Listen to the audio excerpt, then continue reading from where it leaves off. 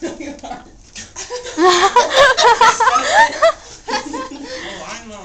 pig 2. I'm a pig. He's pig number 3. Okay. Okay. Everybody knows the story of the 3 little pigs, or at least they think they do, but I'll let you in on a little secret. Nobody knows the real story because nobody has ever heard my side of the story. I'm the wolf, Alexander T. Wolf. You can call me A1. No one knows just how this whole big bad wolf thing got started, but it's all around. Maybe it's because wolves eat cute little animals like bunnies and sheep and pigs. That's just the way they are. Cheeseburgers are cute, folks would probably think people are being bad too. But the whole big bad thing is all around. The real story is about a sneeze and a cup of sugar. Way back in once upon a time, our friend the wolf was making a birthday cake for his dear granny. He had a terrible sneezing cold, He had run out of sugar. so he walked down the street to ask his neighbor for a cup of sugar. Now this neighbor was a pig. And he wasn't too bright either. He had built his whole house out of straw. Can you believe it? Who in his right mind would build a house of straw? So of course, the minute the wolf knocked on the door, it fell right in, and he didn't want to just walk in on someone else's house. So he called. Little pig, are you in? No answer.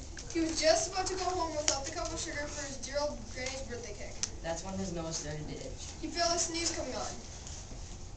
Well, he huffed and he snuffed. and he sneezed a great sneeze. And you know what? The whole darn straw house fell down, and right in the middle of the pile of the straw was the first little pig, dead as a doornail. So, wait. He had been home the whole time. It seemed like a shame to leave a perfectly good ham dinner lying there in the straw, so the wolf ate it up. Think of it as a big cheeseburger just lying there. He was feeling a little better, but he still didn't have that cup of sugar. So he went to the next neighbor's house.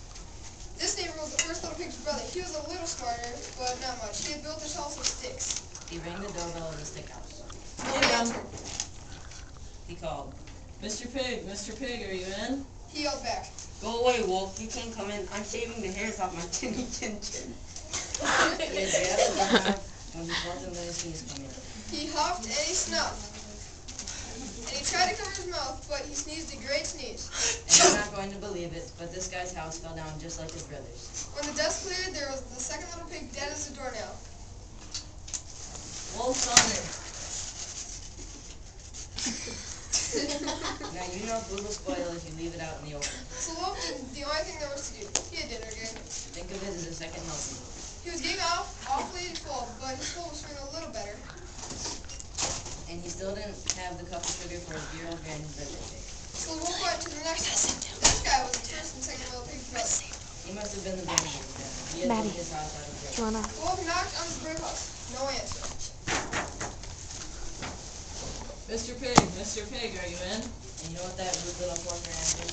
Get out of here, wolf. Don't bother me. Talk about impolite. He probably had a sack full of sugar. And he wouldn't give the wolf even one little cup for his dear old, sweet old granny's birthday cake. What a pig.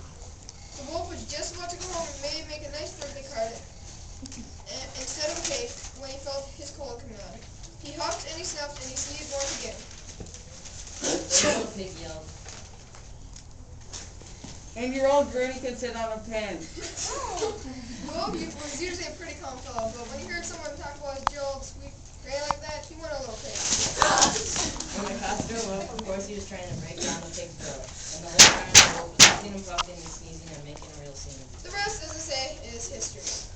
The news reporters found out about the 2 little pigs he had had for dinner. They figured a sick guy going to borrow a cup of sugar did sound very exciting. So they jazzed up the story with all that huff and puff and blow your house down stuff. And they made him the big bad wolf. That's it. The real story. I was framed. But maybe you could loan him a cup of sugar. All right, clap for the gentleman. How do you stop? Just press the center button.